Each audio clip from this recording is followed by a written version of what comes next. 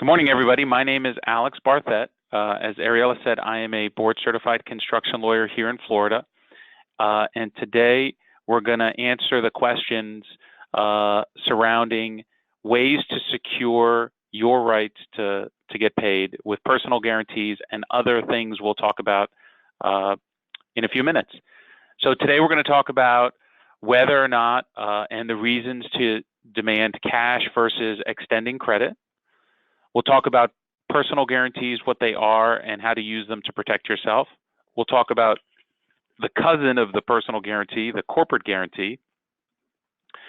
We'll talk about joint check agreements, and then we'll end with lien and bond claims. All of these are the most common ways to secure your right to get paid.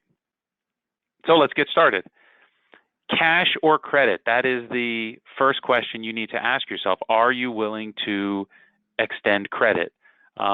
And the reason we see our clients extend credit is pretty straightforward. They want to increase customer loyalty by extending credit. They have the financial ability themselves to extend credit, and I'll talk about that in a minute. And they want to increase the financial ability of their customer to do more work by extending credit. In your industry, it may be the standard to extend credit versus expect COD or payments in advance. It can give you a competitive advantage over your customer, over your competition, and it can increase sales if you extend credit. Now, remember, extending credit creates credit risk, and that credit risk may need to be absorbed if things don't go well. So not everybody that you extend credit to will pay you on time or, unfortunately, sometimes at all. Maybe they go into bankruptcy.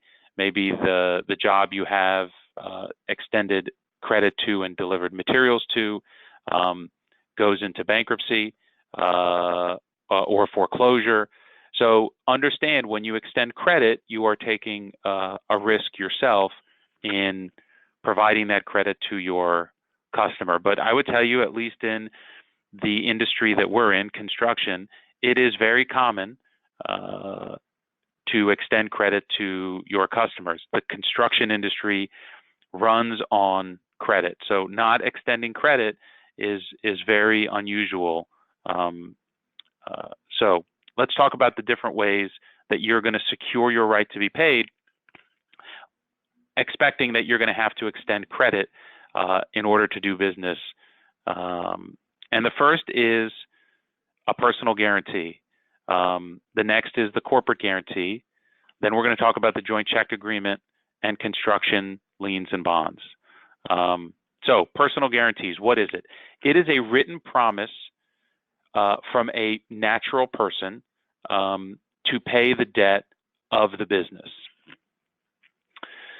It can and should include the husband and wife, and let me explain why that's important.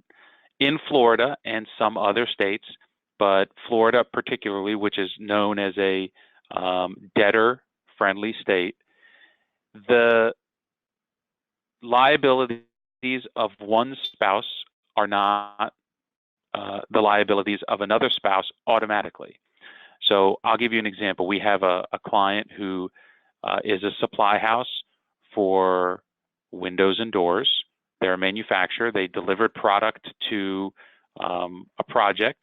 They unfortunately did not secure their lien rights, but they had a personal guarantee on their customer. So we filed the lawsuit. We obtained a judgment, and we garnished the personal guarantor's bank account. And there was ample money in that account to satisfy the debt. Unfortunately, that account was held between the husband and the wife in what's known as tenants by the entirety, which is the most common designation that husbands and wives open accounts in. And as a result, even though there was enough money in the account and he was a joint owner of the account, because it was titled the way it was when they opened the account, none of the money, so it's not even half of the money or a portion of the money, none of the money was available to satisfy the judgment. So understand that a personal guarantee is good. It's definitely better than not having one, but understand that there are limitations in what you can do if you don't have the spouse on the guarantee as well. So if you want to protect yourself, get a guarantee. If you really, really want to protect yourself, then you need the guarantee of both the husband and the wife. Both spouses need to be signing personally on the guarantee, which is very hard to do. You'll probably say, well, it's hard enough to get a guarantee. Now I need to get the guarantee of the husband and wife. And again, what we see most of our clients do is that if the business is strong enough on their own credit, they may not require a guarantee. If they believe they need a guarantee, they get it from the principal that's involved in the business. And if they are not comfortable at all, they may say to the customer, look, we're not going to extend you credit even with a guarantee, but if we secure our rights with a lien and you and your spouse sign the personal guarantee, then we will extend credit. So understand the limitations of a single party personal guarantee and how you can make it better by getting both the husband and the wife. The guarantee does not need to be conditioned on the business not paying. So it's joint and several liability, meaning if some people perceive that you can only go after the guarantor if the business doesn't pay the debt, meaning you have to exhaust your remedies against the business.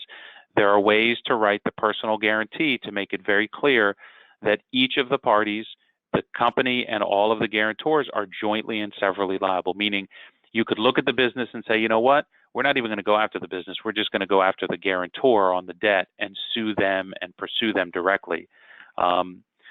So the other thing you need to know is that it can include all of the debts even without their consent on the debt. So let me give you an example of that. We represent another supply house, and they are a plumbing supply house.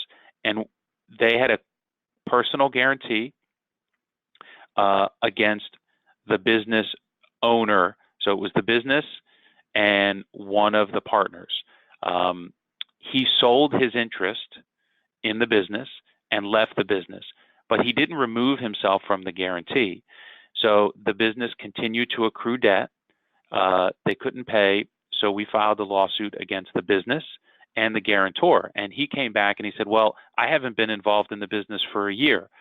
The way the guarantee was drafted was such that irrespective of him leaving the business, so long as he didn't cancel his guarantee from that point forward by giving our client notice, he was still on the hook, even though he was not involved in the business, had no way to know what debts they were running up. So be aware of that. Just because someone leaves the business by itself doesn't mean that they're off of the guarantee.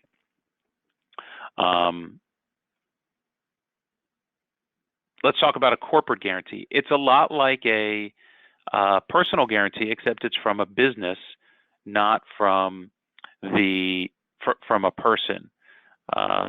So if you're going to get a corporate guarantee, just know that you want it from a business that you believe to be ideally at least as good off, ideally better off than the business that you're extending the credit to. So remember that if the businesses are affiliated, right? So a customer comes to you and says, I need credit for business A. And he says, but I also have business B, and I will guarantee the debt of business A with business B. Again, that's better than not having it at all. But understand that if the two businesses are so intertwined that if one fails, they both fail, you may not be getting much additional value. The ideal corporate guarantee is a completely separate entity. Again, not easy to get, but if you are not willing to extend credit and make this as an option to them, maybe they'll come up with someone that's willing to guarantee the debt. The next way that you can secure your right to be paid is a joint check agreement. So a joint check agreement is a written promise, usually from the general contractor on a project, to pay a subcontractor or supplier directly. Know that it's governed by its terms. So there is no such thing as a universal joint check agreement. Every joint check agreement is governed by its terms as it's written, meaning that there are some joint check agreements that are really good for you, and there are other joint check agreements that are not so good for you. So you have to read them and negotiate them like you would any other contract. Many contractor drafted joint check agreements provide very little protection for you. So if you're a supplier or a subcontractor and you and your customer wants to buy from you or hire you and you don't feel comfortable, and one of the ways that you want to feel more comfortable to secure your right to be paid is you want a joint check agreement, and you say, okay, I need a joint check agreement from the contractor on this job. Just know that if the contractor gives you their form of joint check agreement, it's probably not that great. So if this is something that you do on a regular basis or something you wish to implement, you should take the time to have your own form of joint check agreement ready to go. So you can go to your customer and say, look, I am not going to sell to you unless I have a joint check agreement, and here's the one that you need to sign. Start negotiating from your form of joint check agreement rather than the general contractor's form of joint check agreement. Keep in mind, and these are some of the things that you need to put into the joint check agreement, what happens if the joint payee refuses to sign the joint check? Understand what a joint check is. It's a dual payee check. So it says subcontractor and supply house on the payee line of the check. Unless the counterparty to the joint check is willing to endorse the check, then you still don't have the right to be paid. So you can address that issue in your joint check agreement by requiring the contractor to obtain or the subcontractor to sign the joint check, failure of which, meaning if the joint payee on the check refuses to sign it, then you can have in the joint check agreement that the contractor, upon notice from you, will issue a single party check for the amount to you. Because what we see sometimes happening is that the joint check payee, as a means to exert leverage on the downstream sub or supply house, says, yeah, the joint check's ready, but I don't agree that I owe you this much. So you think you're owed $10,000, I think you're only owed $8,000. So if you want this joint check, if you want me to sign the joint check, you need to cut me back another check for $2,000 or credit my account $2,000. So because their signature is the trigger that releases the funds, sometimes they use it as leverage to effectively renegotiate the deal later. So you need to be prepared for that in advance and address that in the joint check agreement. Finally, let's talk about construction, lien, and bond claims and how they work. Generally speaking, a lien will encumber the property that you are working on or provide materials to, and a notice of non-payment or bond claim will encumber the contractor's payment bond on the project. Let's run through very quickly the time frame. Everyone on this call hopefully knows these deadlines, but it never hurts to refresh. You need to send a notice to owner no later than 45 days. And to be very clear, 45 days is the day that the owner or the contractor need to receive the document. So you need to send it much sooner than the 45th day. If you actually put it in the mail on the 45th day, it's already late. So if you use a service, a notice to owner service, Sunray, for example, they send it with what's called a manifest, meaning they take it to the post office before the 40th day. The post office stamps their manifest, and whether or not the owner or the contractor ever receive the document, the fact that you have the manifest under the lien law means that your notice is considered good and delivered. So using Sunray makes a big difference in ensuring that you secure your rights with a notice to owner. That's the 45-day deadline, first work. 90 days from your last work, and again, this is the outside deadline, you need to record your claim of lien or serve your notice of non-payment.